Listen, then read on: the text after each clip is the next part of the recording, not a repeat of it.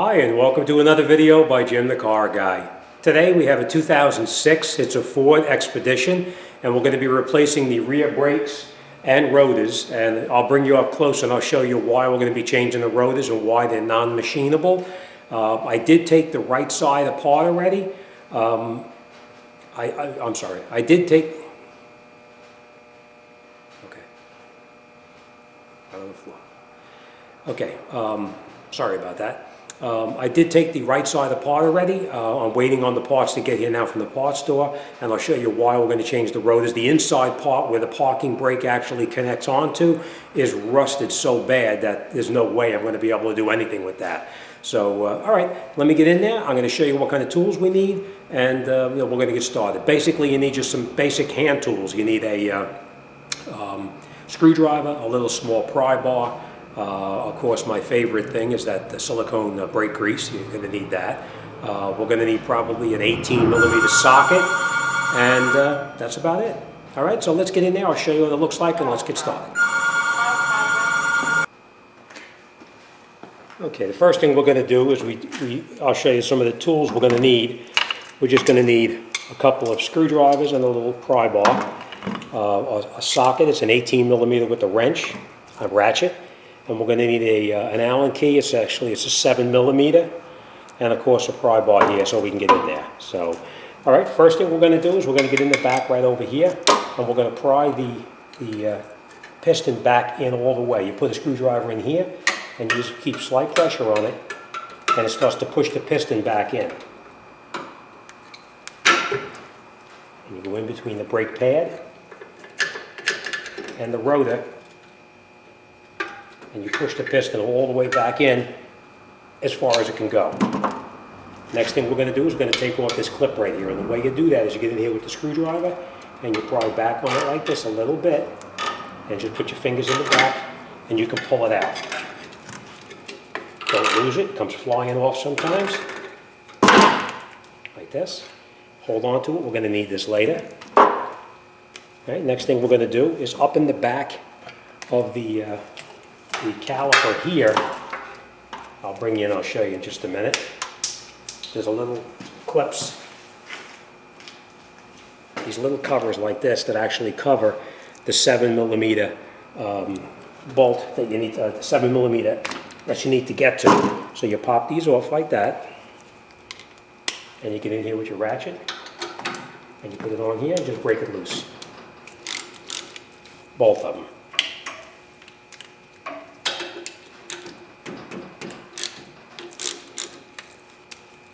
Once you loosen them, you can usually turn it off by hand. It's not a big deal. You don't have to take them all the way out. You're just going to loosen them. Same thing on the top here.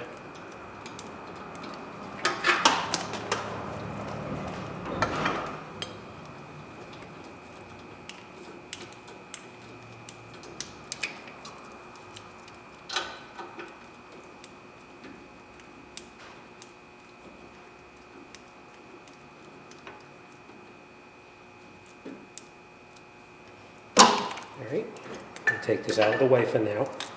And in the back right here is what I was telling you about with those, this Allen, the Allen key goes right in here, 7mm, and you turn it right out. We're just going to relocate this off to the side for now. We're going to take this out, and then we're going to break the 18mm bolts loose right here.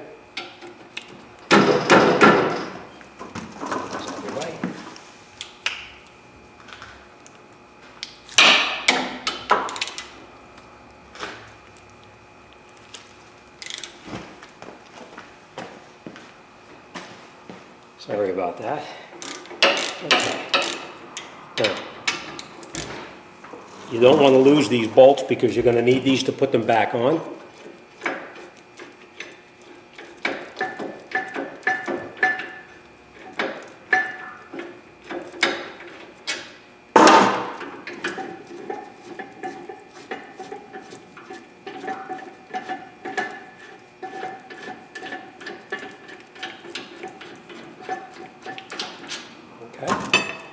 Alright, next thing we're going to do is we're going to get the rotor off. Now, don't force it.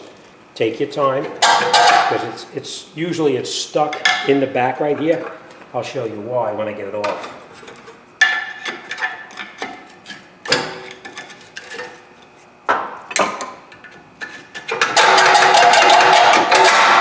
Okay. You see what happens? See how much rust is on here? All that rust in there is what causes it to stick and you can't get it off. So don't force it too hard. Just work it back and forth and you'll be able to get it right off. And that's why this rotor is non-machinable. We have to get rid of it. Alright, next thing you want to do is make sure that this is nice and clean in here. There's no rust on it. If there is any rust, you want to get this scraped off with a razor blade or with a sandpaper or whatever. This is actually pretty clean, so we don't have to worry about that. Okay. New rotor obviously just goes on, just like this. Slides right on. And then we're going to reinstall our mounting bracket.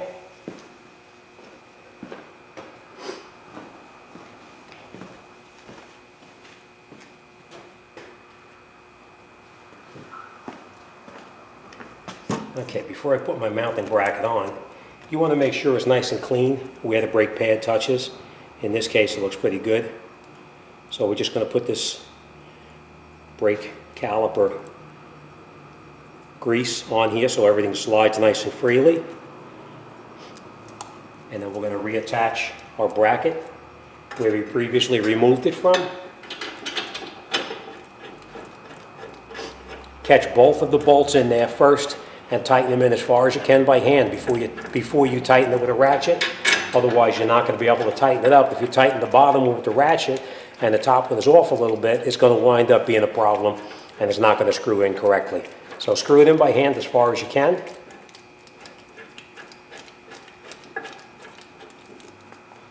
And then we'll tighten it up.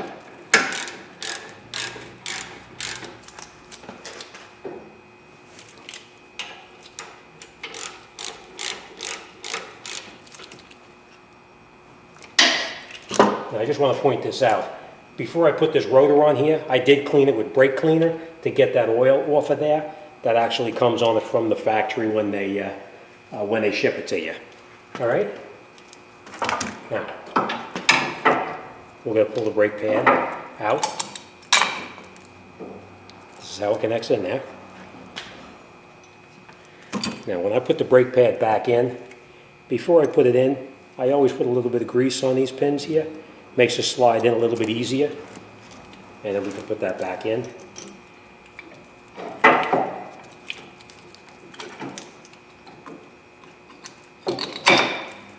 Right, like that.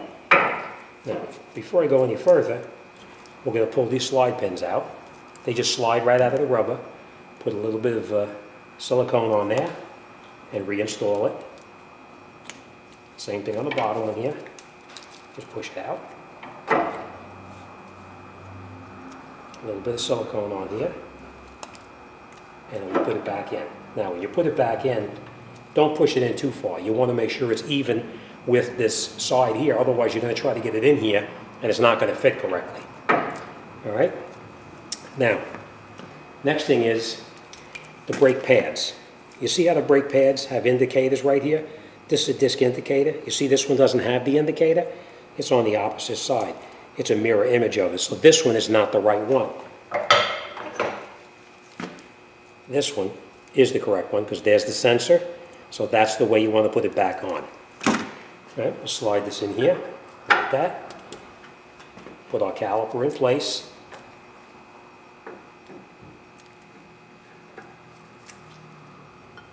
Now the piston didn't push in all the way, so we're going to have to push this back in just a little bit more.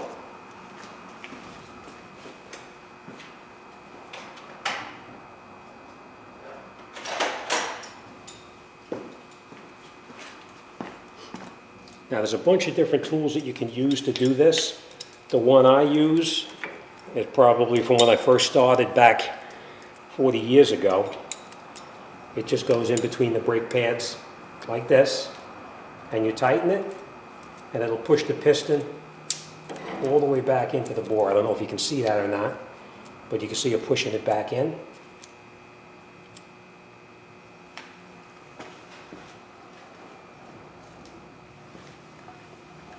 And once it's pushed in all the way, then you can take your tool off, remove our pad, put the caliper back up. Remember, you want to make sure those slide pins are out far enough that they don't interfere with it. Now you want to screw these slide pins in, but you're going to do them by hand. You don't use a ratchet on it yet. That's very important. As you're trying to screw it in, you just jiggle the caliper around, and you'll feel it start to grip. Don't use a ratchet, because if you try to get it in there and you cross thread it, you're going to be screwed. You're going to be changing the caliper and the mounting bracket as well. All right, so screw it in by hand, as far as you can by hand. And once you've got it screwed in all the way, then you can hit it with the ratchet and tighten it in the rest of the way.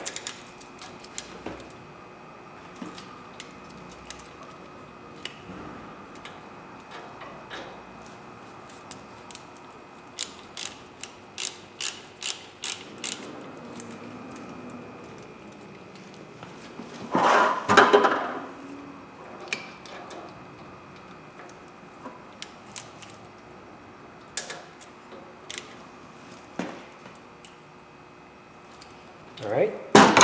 Now, a very important part of the job, and you don't want to ever not put these in, because it keeps all the dirt and debris from kicking up and blocking up that 7mm Allen key there. All right. You just push these back in where they came out. They just slide right in. And now we're almost done. Well, we got to put our anti-rattle clip back on. Now, what I always do, you see how this is a little bit rusty here? Anywhere that this clip touches, you want to put a little bit of my favorite stuff, this brake grease. All right, so just a little bit on the tab there and there, and then you hook it on like this on the bottom here first, and you pull this around. You get the top caught there. You push your finger here, and you push it, and it snaps right in place. That's it. You're done. All right. Next thing we're going to do is we're going to go to the other side. And we're going to do the exact same procedure on the other side, which I already started. But I'm going to bring in here, I'm going to show you one more time everything that you have to do to make the job come out perfectly.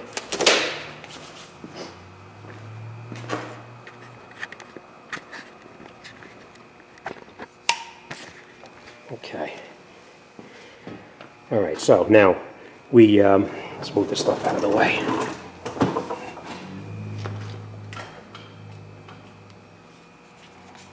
Okay, I hope you can see here. We tightened up our 18mm bolts here to hold the mounting bracket to the hub assembly.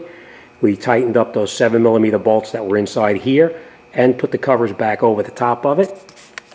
We also put our anti-rattle clip back on, and that's it. We're all set. All right, if I can help you out with anything, if you need any advice or any information, send me an email. I'll be more than happy to talk to anybody about anything. As always, thanks for watching, and I'll see you on the next one.